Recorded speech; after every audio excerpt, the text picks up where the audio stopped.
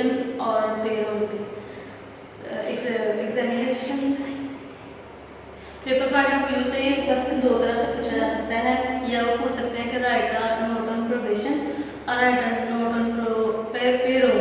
तो या ये एक ही क्वेश्चन जो है ये दोनों एक ही क्वेश्चन में ऐड किए जा सकते हैं कि इनके ऊपर शॉर्ट नोट लिखे हैं पेरोल पे भी और प्रोबेशन पे भी।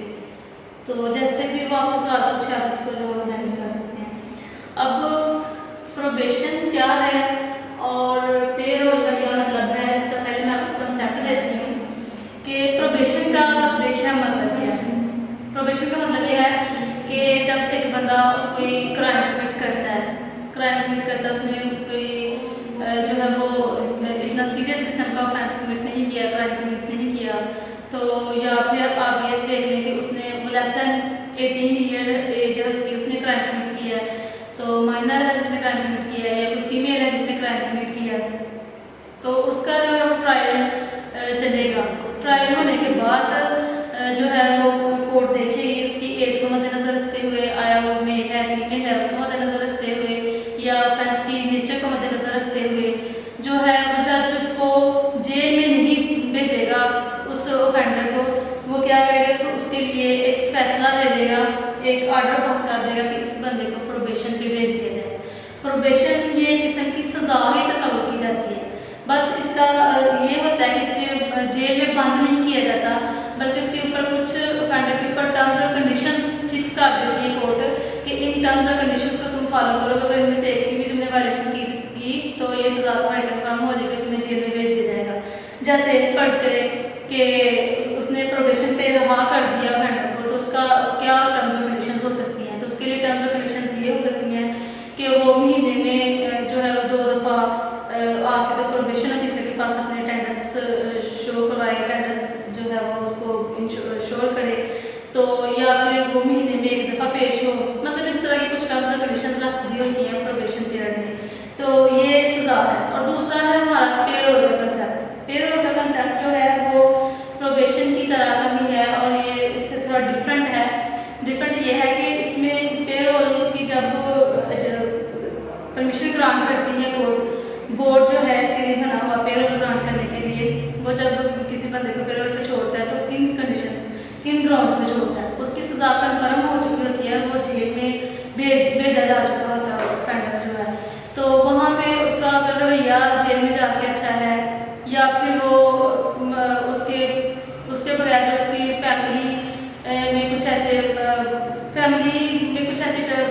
मसाइल चल रहे हैं जिनका उनके बगैर हल होना जो है मुश्किल है, कुछ ऐसे इंस्टीट्यूशंस हैं जिनका जो उसके बगैर नहीं चल पाते, या उसका रवैया जेल में बहुत अच्छा है, तो इन सारी चीज़ों को मद्देनजर रखते हुए जो है वो पेरोल बोर्ड वो उसको रहा कर देगा, सोसाइटी को वापस कर देगा, तो उसके ऊपर रिस्ट्रिक्शन लगा देगा कि अगर उसने ये कुछ टर्म्स और कंडीशन उसके ऊपर भी वो लगा देगा, तुम इनको फॉलो नहीं करोगे तो तुम्हें दोबारा से जेल में जो है वो बंद कर दिया जाएगा। तो प्रोबेशन में और पेरोल में बस यही फ़र्क है कि प्रोबेशन में ट्रायल खत्म होने के बाद ऑफेंस को मद्देनजर रखते हुए कि वो माइनर है या मेजर है या उसकी एज क्या है या मेल है या फीमेल है या वो फर्स्ट ऑफेंडर है, इस तरह की कुछ सिचुएशंस हैं जिनको मद्देनजर रखते हुए उसको प्रोबेशन पे रहा किया जाता है। और पेरोल का ये कंसेप्ट है कि सजा कन्फर्म हो चुकी होती है, वो बंदा जेल में बंद होता है, उसमें उसका रवैया अगर अच्छा होगा तो उसके बाद उसको जो है वो रहा किया जाएगा। तो ये था इसका जो सिंपली कंसेप्ट था प्रोबेशन और पेरोल का। अब हम इन दोनों को अलग-अलग से देख लेते हैं। प्रोबेशन लिखा है मैंने कॉपी, प्रोबेशन का मीनिंग है अकॉर्डिंग टू लेजिस्लेशन में कि a court imposed criminal sentence that subject to stated condition release the convicted persons into the community instead of sending the criminals to jail or prison। Simple सी बात कि जो offender है, जो convicted person है, उसको जेल में भेजने की बजाय, उसको प्रिजन में भेजने की बजाय उसके ऊपर कुछ टर्म्स और कंडीशन जो हैं वो लगा के तो उसको प्रोबेशन पे छोड़ा जाएगा। तो ये है इसका मतलब। तो प्रोबेशन का कॉन्सेप्ट मैंने पहले ही आपको थॉरली दे दिया है, जिसका ये है कि ट्रायल खत्म होने के बाद एट द एंड कोर्ट जो है इसको ग्रांट करती है। तो उसके बाद जो नेक्स्ट हेडिंग थी इसकी वो है पॉइंट्स कंसिडर्ड ऑन रिलीज और प्रोबेशन, कि क्या क्या पॉइंट्स हैं जो कोर्ट कंसिडर करती है जब रिलीज कर रही होती है प्रोबेशन पे ऑफेंडर को। जो फर्स्ट पॉइंट है वो है कि age of the offender. Age of the offender देखा जाएगा कि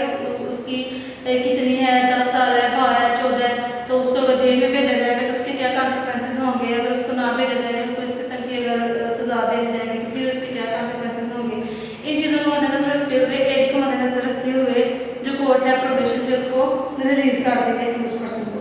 तो जो नेक्स्ट है वो है सस्पेंस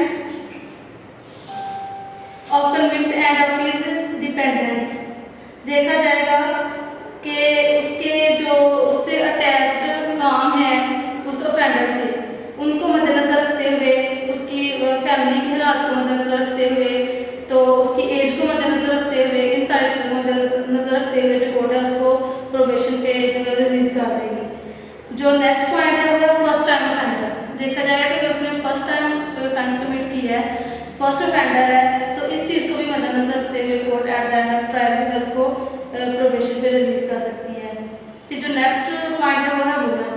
देखा जाए कि वो अगर कोई फीमेल है, उसने कोई क्राइम कमिट किया है, तो उसको भी प्रोबेशन पे रिलीज कर सकती है वो। तो नेक्स्ट है कि attitude of convict at the time of FIR and trial. जब एफआईआर हुई थी, ये ट्रायल चल रहा था ऑफेंडर का, तब उसका एटीट्यूड कैसा था? क्या उसका एटीट्यूड जो था वो एक क्रिमिनल पर्सन की तरह था या एक नॉर्मल पर्सन की तरह था? इस चीज़ को भी मद्देनजर रखते हुए कोर्ट जो उसको प्रोबेशन पे वो रिलीज कर देंगे। उसके बाद है सो मैनी पॉइंट्स हैं जिनको आप जो आप मिल जाए तो आप इसमें लिख सकते हैं। तो ये कुछ पॉइंट्स थे, इनको लाजमी तौर पे आप अपने क्वेश्चन में ऐड करेंगे। तो नेक्स्ट हेडिंग थी हमारी to whom probation is not given. किन किन लोगों को जो है वो प्रोबेशन पे रहा नहीं किया जा सकता? तो पहला है कि फिक्स सेंटेंस कन्विक्ट्स। ऐसे कन्विक्टेड पर्सन, ऐसे लोग जिनकी सेंटेंस फिक्स होती है, कि जैसे रेप केस में फिक्स है, जैसे थेफ्ट केस में फिक्स है, मर्डर केस में फिक्स है, तो ऐसे लोगों को प्रोबेशन पे रहा नहीं किया जाएगा। तो नेक्स्ट है हमारा कि convicts gave false evidence in murder. अगर किसी बंदे ने मर्डर केस में फॉल्स एविडेंस दी है, तो उसको फॉल्स एविडेंस की वजह से सजा दी जाएगी, या उसको कोई और ऑफेंस कमिट करने की वजह से सजा दी जा रही है। उसके ऊपर ये भी जो है वो चार्ज है कि उसने एक मर्डर केस में फॉल्स एविडेंस दी थी, तो ऐसे इन हालात में उसको प्रोबेशन पे रहा नहीं किया जाएगा। नेक्स्ट है हमारा कि सेक्सुअल ऑफेंडर्स, के जो सेक्सुअल ऑफेंडर्स होंगे उनको भी प्रोबेशन पे रहा नहीं किया जाएगा। और नेक्स्ट है हार्डन एंड हैबिचुअल ऑफेंडर्स। जो हैबिचुअल ऑफेंडर्स, हार्डन सब किस्म के ऑफेंस कमिट करने वाले लोग होंगे, उनको भी प्रोबेशन पे रहा नहीं किया जाएगा। उसके बाद है एक ऑफेंस है house breaking by night. House breaking by night का ऑफेंस जिसने कमिट किया होगा, जिसके ऊपर हाउस ब्रेकिंग बाय नाइट का चार्ज फ्रेम हुआ होगा, उसको भी जो है वो रहा नहीं किया जाएगा, रिलीज नहीं किया जाएगा प्रोबेशन पे। नेक्स्ट है dacoit robber, members of dacoit groups et cetera, मतलब थेफ्ट है, डकैती है, रॉबरी है, इस किस्म का किसी ने ऑफेंस कमिट किया है, तो उसके एट टाइम ऑफ ट्रायल जो है उसको प्रोबेशन पे नहीं भेजा जाएगा। तो ये हमारे दो हेडिंग्स हो गए थे। पहले हमने किए वो पॉइंट्स कंसिडर किए कि जिनके ऊपर रिलीज किया जा सकता है प्रोबेशन पे ऑफेंडर को, दूसरा कि किन किन लोगों को प्रोबेशन पे रिलीज नहीं किया जा सकता। नेक्स्ट हेडिंग है ऑब्जेक्ट ऑफ प्रोबेशन। प्रोबेशन पे भेजने का ऑब्जेक्ट क्या है ऑफेंडर्स को? पहला है convict must recover his attitude by liberty as extraordinary concession to him. मतलब एक हमने पॉइंट्स कंसिडर किए थे कि कोर्ट देखेगी उसकी एज क्या है ऑफेंडर की, कोर्ट देखेगी कि वो फीमेल है या मेल है, कोर्ट देखेगी वो फर्स्ट ऑफेंडर है। तो वो फर्स्ट ऑफेंडर होगा कि बजाय उसको सख्त किस्म की सजा दी जाए, उसको बिहाइंड द बार किया जाए, इस चीज़ से बचाने के लिए कि आइंदा वो अपने एटीट्यूड को बेहतर कर ले, आइंदा वो क्राइम कमिट करने से मना रहे। और कुछ टर्म्स और कंडीशन उसके ऊपर लगाई भी जाती हैं ताकि उसको इस चीज़ का एहसास भी हो कि सजा तो सजा है।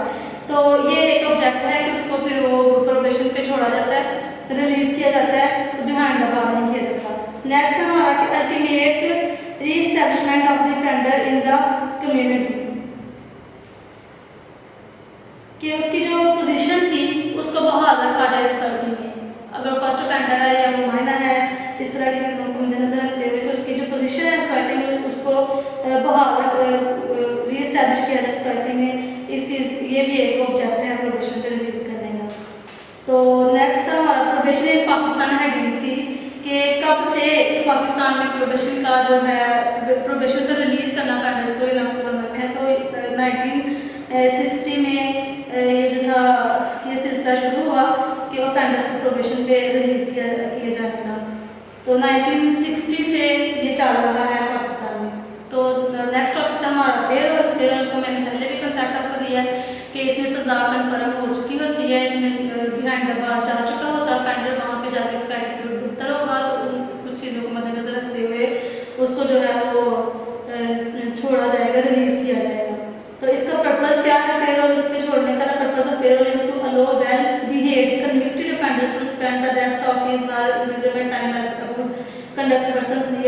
फैमिली की। उसका गुड कंडक्ट था जेल में, उसका जो था एटीट्यूड देखते हुए, उसका रवैया देखते हुए उसको एक मौका दिया जाता है कि वो अपनी सोसाइटी में वापस जाकर अपनी फैमिली के साथ अपना कुछ टाइम जो है वो स्पेंड कर सके।